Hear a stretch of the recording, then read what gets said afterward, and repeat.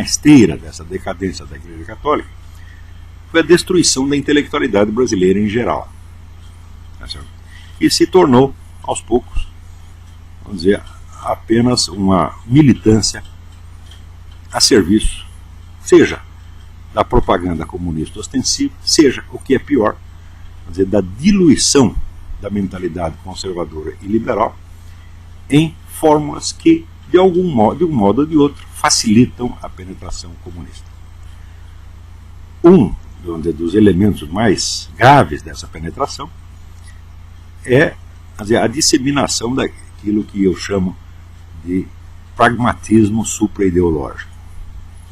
Eu acabei de escrever um artigo sobre isso para o Diário do Comércio, e creio que lá vocês podem encontrar maiores esclarecimentos a respeito. Mas só para dar um resumo, é esse o nome que eu dou a esta ideologia que acredita que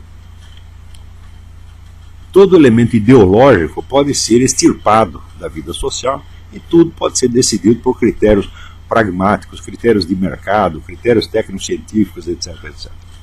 Essa ideologia, que ela própria é uma ideologia, evidentemente, ela se disseminou muito rapidamente nos meios empresariais e, sobretudo, entre os chamados liberais, embora ela em si mesma, na sua origem, seja o que possa haver de mais oposto ao liberalismo, porque e também não tem nada a ver com pragmatismo no sentido de William James,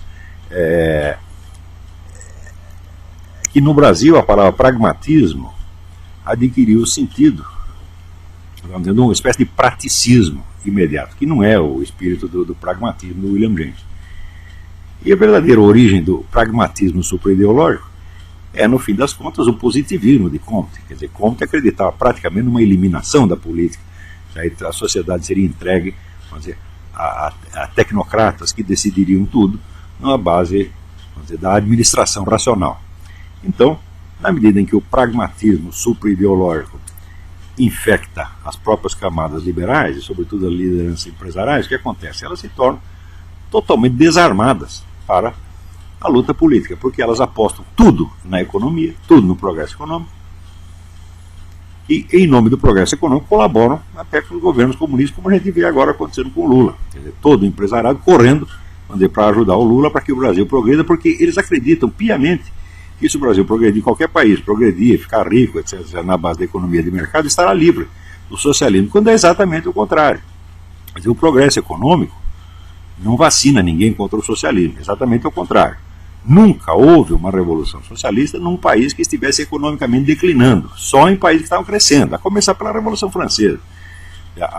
A França era o país mais próspero da Europa, pelo menos 50 anos antes da Revolução. Do mesmo modo, a Rússia, nos últimos 50 anos do século XIX, a Rússia foi o país que mais cresceu economicamente na Europa.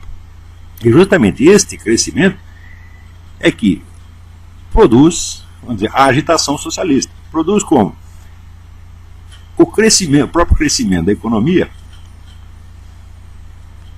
produz automaticamente uma ampliação dos serviços estatais. Então você precisa recrutar as pessoas para a função burocrática. Tá certo? Então a função burocrática se torna, vamos dizer, um meio de ascensão social para muita gente das camadas populares.